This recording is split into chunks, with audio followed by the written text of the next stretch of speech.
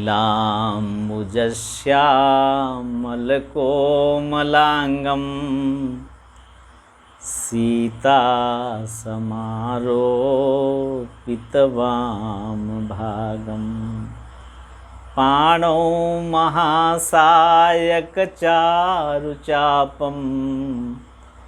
नमामि रामं रघुवंशनाथं सीतानाथसमारम्भां रामानन्दार्यमध्यमाम् अस्मदाचार्यपर्यन्तां वन्दे गुरुपरम्पराम्। बालिताहि मारि गृह आवा, देखि मोहि जिय भेद बढ़ावा।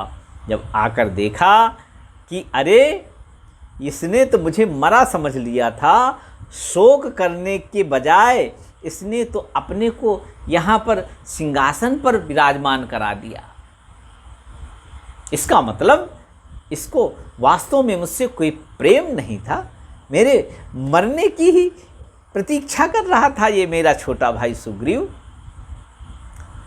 रिपु सम मोहि मारसी अति भारी, और आते ही देखा सिंहासन से मुझे खींचकर बहुत मारा। जैसे एक शत्रु दूसरे शत्रु को वध करने के लिए मारता है, इसी तरह से बाली ने मुझे मारा। रिपुसम मोहि मारसी अति भारी, और मेरी पत्नी रूमा को उसने अपनी पत्नी के रूप में अपने पास रख लिया। हर लेने से सर्वस्व और नारी, मेरे पास जो कुछ था, धन और भवन, स्त्री, जो कुछ था सब ले लिया मेरा। हर लेने से सर्वस्व और नारी, और मैं भागा तो मेरे पीछे पीछे मेरी पूरी पृथ्वी पर मेरा पीछा किया, और जहाँ मिल जाता वहीं पर वो शत्रु के समान मुझे मारता। प्रभु आज भी तन बहुब्रन चिंता जर छाती, उसके मारे हुए के घाव आज भी देखो शरीर में लगे हुए हैं, और निरंतर इसी चिंता में रहता हूँ कि कब वो मुझे किसी षड्यंत्र के तहत मार देगा। इसीलिए प्रभु जब आप आ रहे थे तब मैंने अति सभीत कहा, सुनु हनुमाना, पुरुष जुगल बल रूप निधाना, धरि बट रूप देखुते जाए, कह सु जान जिय शयन बुझाई। मैंने ही पवन पुत्र हनुमान जी को ब्राह्मण रूप में जाने की आज्ञा दी थी। भय था कि बाली ने इतने तेजस्वी पुरुषों को भेजा होगा मेरा वध करने के लिए। निरंतर मैं भयभीत रहता हूँ दीनानाथ। भगवान ने कहा फिर क्या हुआ, आप तो पूरी पृथ्वी पर भटक आए, लेकिन आप ऋषमुख पर्वत पर बैठे हुए हो और सामने किष्किंधापुरी है, यहाँ बाली आपको क्यों नहीं मारता? इसका क्या रहस्य है? सुग्रीव ने कहा प्रभु ये तो मेरे भाग्य की बात है। मयासुर का दूसरा पुत्र, उसका नाम दुंदुभि था, वो तपस्या करने गया हुआ था। तपस्या करके लौटा तो देखा कि भाई नहीं है। पूछा अपने पिता से भैया कहाँ हैं? तब लोगों ने बताया कि आपके भाई को बाली ने मार दिया। युद्ध में आपका भाई वीरगति को प्राप्त हुआ। किसने मारा? किष्किंधा नगर के राजा, वानरों के राजा बाली ने आपके भाई का वध किया। ये सुनते ही वो असुर पुत्र दुंदुभि आग बबूला हो गया और तुरंत ही किष्किंधा की ओर प्रस्थान कर गया। किष्किंधा आकर उसने ललकारा और बाली फिर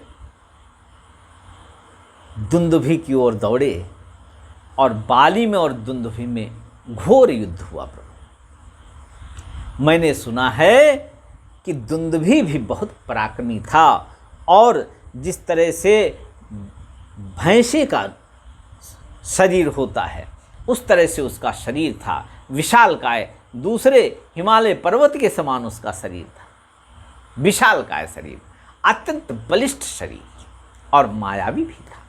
लेकिन बाली के आगे कोई टिक नहीं सकता। और प्रभु, जब युद्ध होने लगा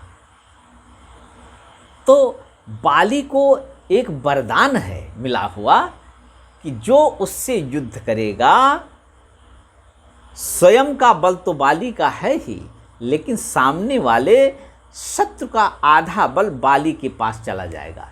इस तरह से बाली से कोई आज तक जीत नहीं पाया, जो आया वो मारा गया।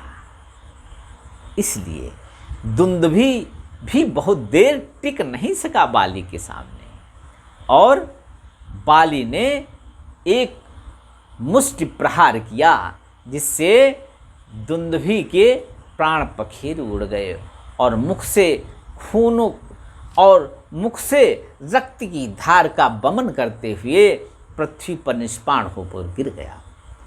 बाली का क्रोध यहाँ भी शांत नहीं हुआ। किष्किंधा नगरी के द्वार पर जब गिर गया दुंदुभि तो दोनों पीछे के पैर पकड़कर उसको घुमाया जोर से और घुमाकर दूर फेंक दिया।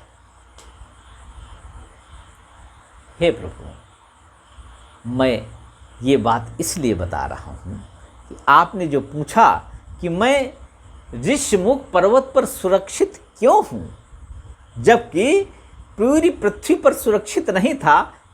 किष्किंधापुरी के पास ही ऋष्यमुख पर्वत है, यहाँ पर मैं सुरक्षित क्यों हूँ, इसका कारण बता रहा हूँ रघुनाथ जी। इसका कारण ये की है कि जब दुंदुभि को बाली ने घुमाया ना, तो उसके मुख से जो रक्त की धार निकल रही थी उसकी बरसात हो गई उस पूरे क्षेत्र में। और उसी समय मतंग ऋषि अग्निहोत्र कर रहे थे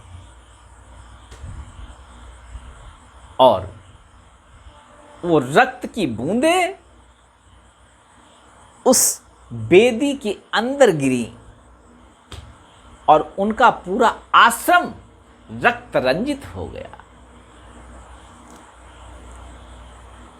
मतंग ऋषि अद्भुत महापुरुष थे, सिद्ध महापुरुष थे। उनमें ये सामर्थ्य था कि वो किसी को भी वरदान दे जा सकते थे, किसी को भी शाप दे सकते थे। उनकी वाणी सिद्ध थी और वो केवल आपकी कृपा प्राप्त करने के लिए ही पूरा जीवन जीते रहे और उन्होंने जीवन में कुछ नहीं चाहा। जब उन्होंने देखा कि मेरी साधना में विघ्न पड़ गया, किसने में इस तरह से रक्त की बरसात की, अरे रावण इतना प्रतापी, इतना दुष्ट, इतना अत्याचारी है, लेकिन मेरे यज्ञ को खंडित करने की उसकी भी सामर्थ्य नहीं थी। अब ऐसा कौन वीर पैदा हुआ, कौन राक्षस पैदा हुआ, कौन दुष्ट पैदा हुआ जिसने आज पहली बार मेरी तपस्या में विघ्न डाला है। और उन्होंने कमंडल में से जल लिया और अभिमंत्रित करके एक वाक्य बोला। भगवान ने कहा, क्या वाक्य बोला? उन महापुरुष ने क्या वाक्य बोला? सुग्रीव ने कहा, प्रभु, मतंग ऋषि ने कहा, जिसने मेरे इस आश्रम को रक्त रंजित किया है, अगर दोबारा वो इस मेरे आश्रम के प्रांगण में चारों ओर ऋष्यमुख पर्वत में कहीं भी आ जाएगा तो उसके मस्तक के 100 टुकड़े हो जाएंगे।